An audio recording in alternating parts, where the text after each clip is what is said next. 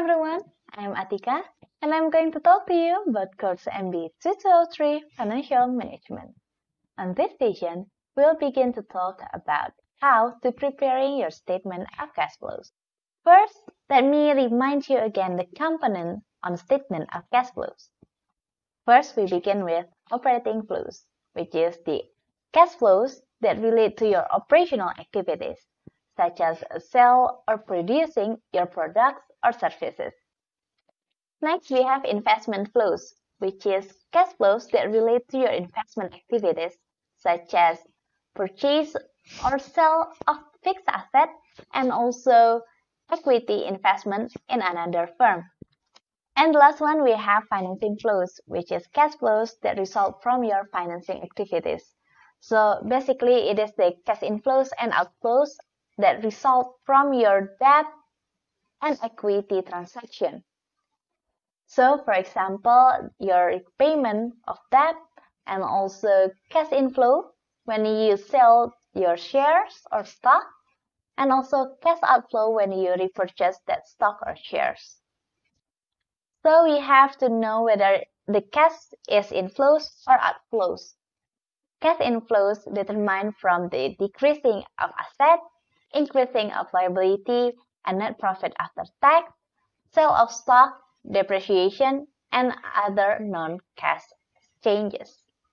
And for outflows, it determined from the increase of assets, decrease of liability, net loss after tax, dividend payment, and also repurchase of stock. To give you more understanding on cash inflow and cash outflow, let's imagine you put your cash or you store your cash on a bucket. So the amount of money in the bucket represents your cash balance. Let's say that you need cash. So you withdraw your money from the bucket and you use the money on your hand. So you have decrease on cash balance, which is the amount of money on your bucket, and you have cash inflow on your hand. And now if you have cash excess on your hand, then you put it on your bucket. So in here, you have cash outflow from your hand, and the amount of money on your bucket or your cash balance on your bucket have increased. So this cash outflow from your hand and your cash balance on your bucket is increased. So we focus on the cash on your hand, whether it is cash inflow or cash outflow.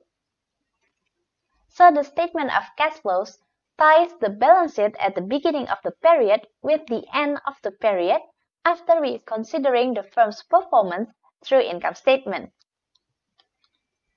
Here, the net increase or decrease in cash and marketable securities should be equivalent to the difference between cash and marketable securities on the balance sheet at the beginning of the year and the end of the year. That's all for this session. I hope you learned a lot and find something useful for you from this course. I will see you soon for the next part. Bye!